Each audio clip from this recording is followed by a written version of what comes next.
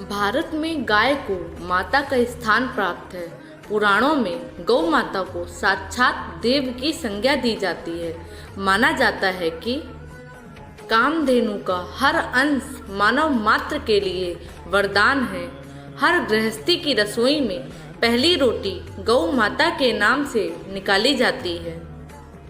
सुख और दुख से जुड़ा कोई भी धार्मिक काम या फिर अनुष्ठान गौ माता का ग्रास निकाले बिना पूरा नहीं होता। इसके बावजूद गौ माता के झुंड कचड़े के ढेर पर जूठन से पेट भरते दिखाई देते हैं। इसे देखकर मन में प्रश्न आना स्वाभाविक है कि आखिर गौ माता की आज ऐसी दुर्गति क्यों है। इस प्रश्न का उत्तर माँ पार्वती के श्राप से जुड़ा है। एक बार की बात है जब भगवान शिव और माँ पार्वती समुद्र के किनारे विहार के लिए गए। इस दौरान भगवान शिव के मन में एक शरारत सूझी और उन्होंने कहा कि देवी पार्वती, मुझे अचानक एक आवश्यक कार्य के लिए जाना पड़ रहा है। मैं कार्य पूर्ण होते ही शीघ्र आपके पास आता हूँ। आप यही मेरी प्रतीक्षा कीजिए। असल में भगवान शंकर माता पार्वती को परेशान करना चाहते थे। भगवान शिव की बात मानकर माता पार्वती अकेली ही समुद्र तट पर बैठकर उनकी प्रतीक्षा करने लगी और इसी तरह शाम हो गई। उस दिन तीज की तिथि थी।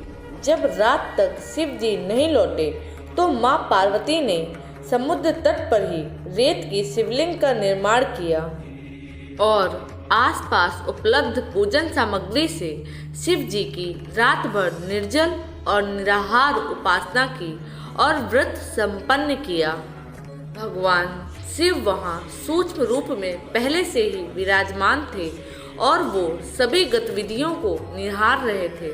सुबह होते ही माँ पार्वती ने समुद्र में रेत की शिवलिंग और पूजन सामग्री को विसर्जित कर दिया। इसके थोड़ी ही देर बाद शिवजी प्रकट हो गए और बोले, हे देवी पार्वती, आपने कल तीज की तिथि पर मेरी पूजा नहीं की। पार्वती जी ने कहा कि भगवान, मैंने आपकी पूजा की है और अभी सामग्री विसर्जित की है। भगवान शिव अभी भी माँ पार्वती के साथ ठिठोली करना चाहते थे और बोले कि हे पार्वती, मुझे तो पूजा का कोई चिन्ह दिखाई नहीं दे रहा है। अगर आपने पूजा की है तो उसका प्रमाण दीजिए। शिवजी की बात सुनकर माता पार्वती ने आसपास देखा और उन्हें वहाँ एक गाय खड़ी दिखाई दी। उन्होंने भगवान शिव से कहा कि ये गाय मेरी साक्षी है। जब मैं पूजा कर रही थी तब ये उपस्थित थी। भगवान सदाशिव ने गाय से पूछा कि क्या पार्वती ने पूजा की है, तो गाय ने ना में सिर हिला दिया। भगवान शिव ने कहा कि पार्वती, आप असत्य कह रही हैं, गाय ने तो गवाही नहीं दी। भगवान शिव के सामने स्वयं को अकारण झूठा साबित होना माँ पार्वती जी को सहन नहीं हुआ और उन्होंने उसी वक्त गाय को श्राप दिया कि तू दिव्य जन्मा है, जगत कल्याण के लिए प्रकट हुई है, इसलिए जनहित के लिए तेरे गुण यथावत रहेंगे, किंतु जिस मुख से तुमने ये झूठी गवाही दी है उसे दंड भुगतना पड़ेगा। झूठ बोलने के कारण ही अब झूठन ही तेरा आहार होगा।